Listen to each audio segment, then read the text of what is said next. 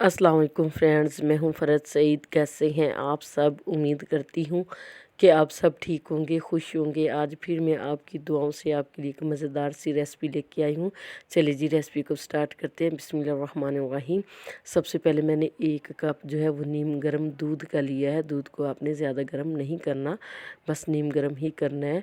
इसके बाद मैंने 3 चम्मच घी के ऐड किए हैं और साथ में मैंने 1 चम्मच वनीला एसेंस वो ऐड किया है और मैंने थोड़ा सा इसमें फूड कलर ऐड करके इसको अच्छी तरीके से मिक्स किया है। और साथ में मैंने 1 कप जो चीनी है मैंने ग्राइंड की हुई थी वो मैंने ऐड की है और इनको भी मैंने अच्छी तरह से मिक्स कर लिया। ठीक है, अब मेरे पास ये 2 कप मैदा है, मैंने इसको अच्छी तरह से छान लिया है। आपने भी मैदे को छान के ही इस्तेमाल करना है।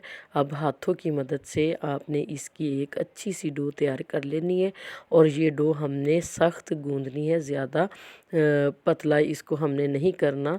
डो जितनी सख्त होगी आपके बिस्किट उतने ही ज़बरदस्त बनेंगे और हम बेकरी से भी ज़्यादा अच्छे बिस्किट जो हैं वो अपने घर में बनाएंगे और इंशाल्लाह मैं आपको दिखाऊंगी कि किस तरह से हमने ये बिस्किट बनाए हैं। अब ये मैंने इसके ऊपर दोबारा फिर घी लगाया और आधे घंटे के लिए मैंने इसको छोड़ देना है। आधे घंटे के बाद फिर हम देखते हैं कि माशाल्लाह से देख के कि हमने इस आटे को रेस्ट हालत में रखा हुआ था तो ये कितना ज़बरदस्त और सॉफ्ट हो गया ये आटा, जबकि हमने इसको बड़ा ही ज़्यादा थिक गूंदा हुआ था। तो अब मैंने क्या करना है कि मैंने एक इसका पेड़ा बना लेना है।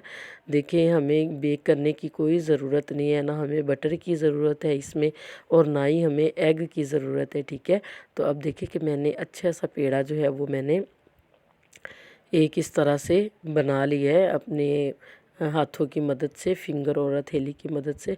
तो अब मैंने क्या करना है कि बेलन की मदद से इसको मैंने अच्छे तरीके के साथ जो है वो मैंने बेल लेना है। आपने परेशान नहीं होना, ज़रूरी नहीं कि आप रोटी गोल ही बनाएं। जिस तरह आपको बेलन चलाना आता है तो आप उस तरह भी बना सकते हैं। तो अब देखिए कि मैंने इसको इस तरह से हल्के हल्के हाथों से मैंने इसको नहीं बेलना, क्योंकि आटा ये सख्त है तो थोड़ी सी एनर्जी जो है वो हमें इस पे इस्तेमाल करनी पड़ेगी। तो आप देखिए कि इस तरह से मैंने अब इसकी साइड जो है वो चेंज कर दी है ताकि ये इक्वल जो है वो हर तरह से इसको हम बेल सके। ये ना हो कि कहीं से हमारी ये रोटी जो है वो मोटी रह जाए और कहीं से ज़्यादा बारीक हो जाए, तो इस चीज़ का भी आपने ख्याल करना है। तो आप देखिए कि मैं किस तरह से बेलन का इस्तेमाल कर रही हूँ, किस तरह से इसको चला रही हूँ। आप देखिए कि मैंने इतना मोटा इसको नहीं करना और ना ही मैंने बारीक करना है, दरमियाना ही रखना है। अब मेरे पास ये एक रिंग तो नहीं था, ये एक ढक्कन है मेरे पास। तो मैंने उसको वॉश कर लिया था तो उसको मैं इस्तेमाल में ले आई हूँ। अब उसकी मदद से मैंने इस तरह से इसको बिस्किट की शक्ल में मैंने काट लेना है। तो आप देखिए कि कितनी ही गुलाई में ये कट रही हैं और कितना ज़बरदस्त ये हमें चीज़ जो हम बेकार समझ लेते हैं, तो बेकार चीज़ें भी कभी कभी हमारे इतने अच्छे काम आ जाती हैं। तो इसलिए कहते हैं कि किसी भी चीज़ को बेकार जो है वो नहीं समझना चाहिए। तो मैंने देखिए इस तरह से मैंने ये बिस्किट जो है वो मैंने काट ली है। अब ये जो एक्स्ट्रा हमारे पास आटा रह गया है तो ये मैंने इस तरह से मैंने आटे को निकाल लेना है।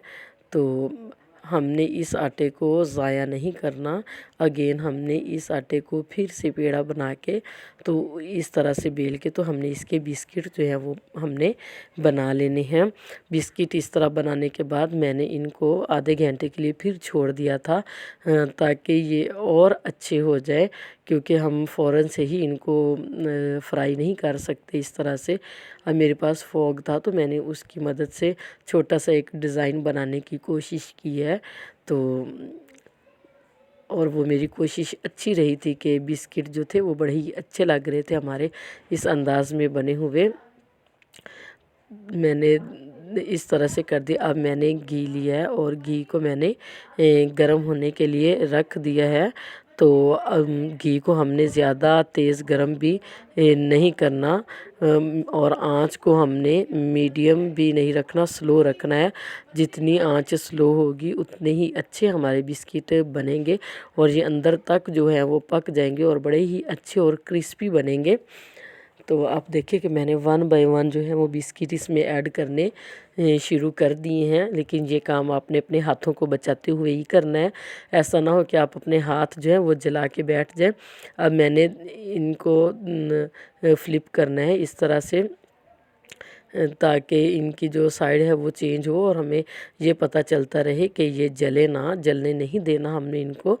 अगर हम आंच तेज़ करते हैं तो ये जल जाएंगे और अंदर से भी ये कच्चे रह जाएंगे, ये अच्छी तरह से नहीं बनेंगे। आप देखिए माशाल्लाह से ये कितने अच्छे से हमारे जो बिस्किट है वो बन के तैयार हो चुके हैं। तो अब बिस्किट बनाने के बाद हमने इनको आधा घंटा जो है वो खुली हवा में रख देना है, ताकि हमारे जो बिस्किट हैं वो और ज़्यादा क्रिस्पी और अच्छे हो जाए। फाइनल लुक आप देख सकते हैं कि मैंने कितने ही मज़ेदार से और ज़बरदस्त से जो बिस्किट हैं वो मैंने बना लिए हैं। और यकीन माने ये बिस्किट बेकरी से भी ज़्यादा अच्छे हमने बनाए थे घर में, और सब ने ही बहुत ज़्यादा तारीफ़ की थी कि हम बाहर से बिस्किट जो लेते हैं वो भी अब इतने महंगे हो गए हैं। तो बेहतर ये है कि हम ख़ुद ही घर में ऐसी चीज़ें बनाना सीखें और अपनी ज़िंदगी को अच्छे तरीके से इंजॉय करें, अच्छे खाने खाएं। दुआओं में मुझे याद रखिएगा। अल्लाह हाफिज़।